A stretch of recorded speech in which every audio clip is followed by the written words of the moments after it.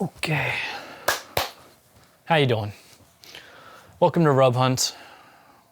I'd like to take a moment to thank my followers for subscribing to my channel. I now have 12 subscribers. Yes, 12. It's crazy. The growth, tremendous. Looking forward to seeing how everything goes this season. Got my deer pillow here for inspiration. These are buck, no doe. So, over the past, let's go back, 2 weeks ago, me and Mike took a nice scout back in the Poconos. We revisited a public land parcel right near the lake cottage that my family owns. And we picked up a trail camera that we left there back in early July. And unfortunately, even though it had fresh batteries, it only took 126 photos. She either ran out of batteries, which I find hard to believe, or just took a shit. Over a period of 3 weeks. So I was pretty pissed about that. But Mike was excited because he got 4 or 5 black bear photos of pretty sizable bear. Oh my god, look at that thing. Look at that. Now that is some hot I'm going to murder that thing. So he's excited to get in there for black bear. So after retrieving that camera, we moved on and went to a Walmart to pick up 2 more trail cameras, and we went to another state game land in Mount Pocono that we had never gone to before. I have a relative who lives on the back edge of it. They have about 8 acres backed up to a nature conservancy, and then right next to that is the Pinot state game lands. We call it Pinocchio. It's, I don't really know how to pronounce it. But either way, it's huge. It's like 3,500 acres, way bigger than what we're used to scouting.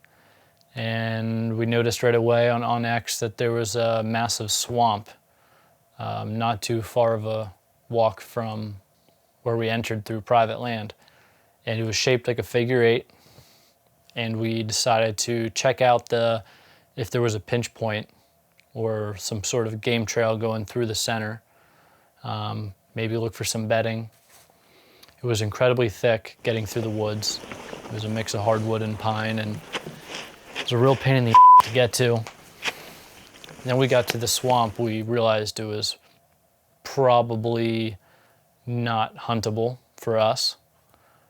There were some pretty nice tree stand capable trees in the middle of the swamp, and that motivated me enough to go out there and at least check it out. Really thick, like I said, basically on my hands and my knees, and gross and wet, and it's pretty much just beaver trails going through the swamp. It didn't seem to be traveled by deer. So that was a no-go. We moved onwards. We weren't too excited about anything that we found or any of the sign we came up with, and you know, some old rubs here and there, some summer bedding. And eventually we realized there weren't very many oak trees here.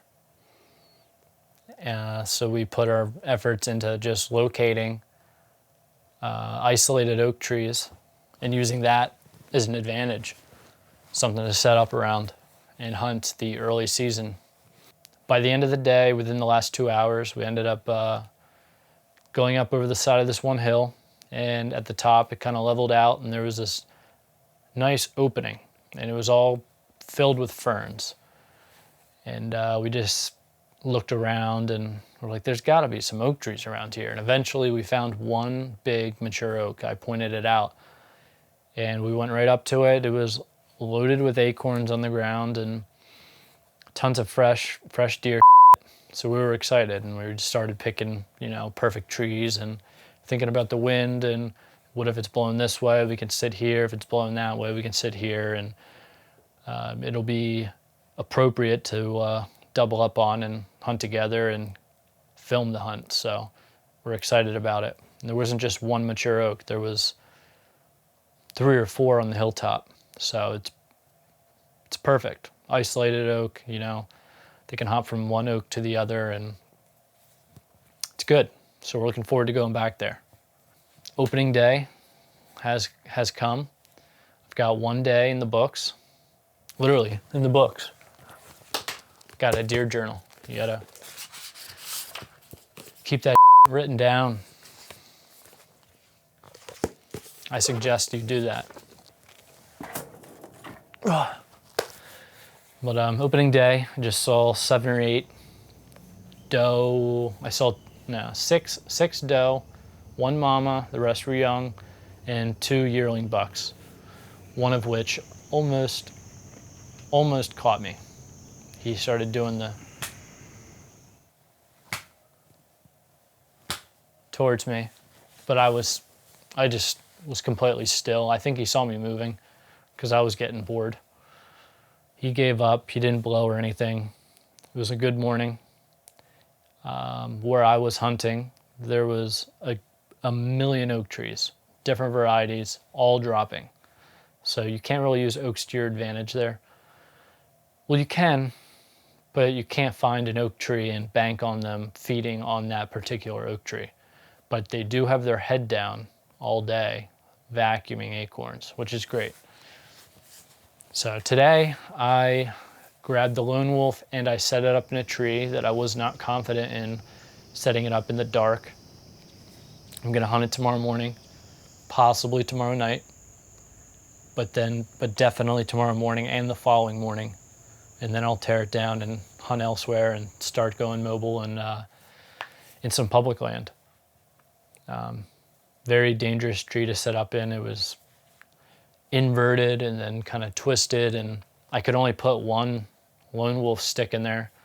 When I tried to slap a second one on, it just didn't want to stay.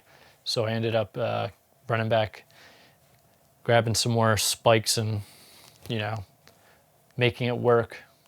The stand's very stable, but got to be careful getting into that thing.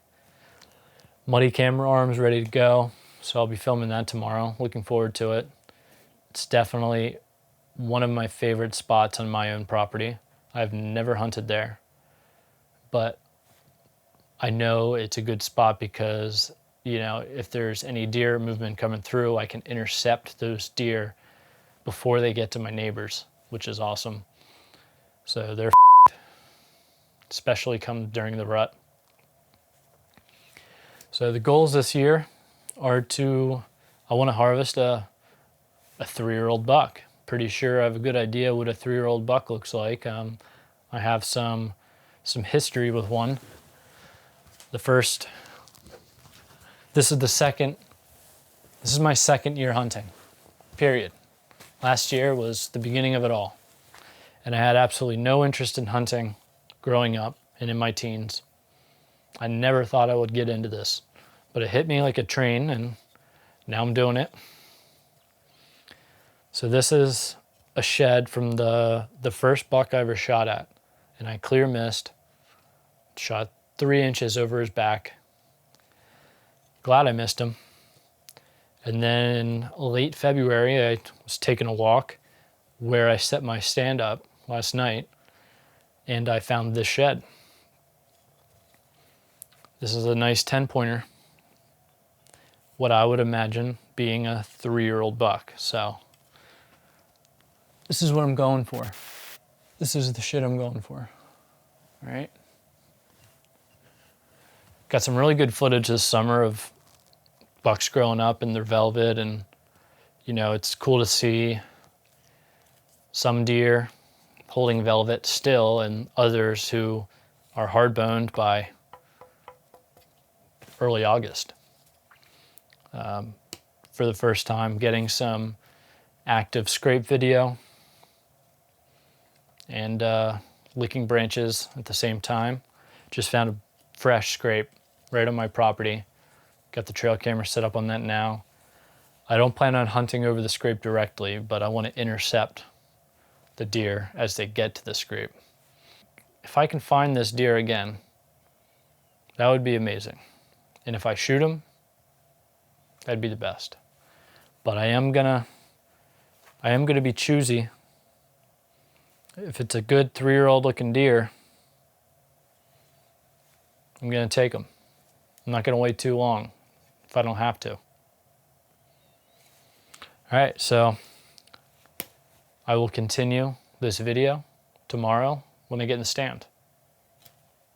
How you doing?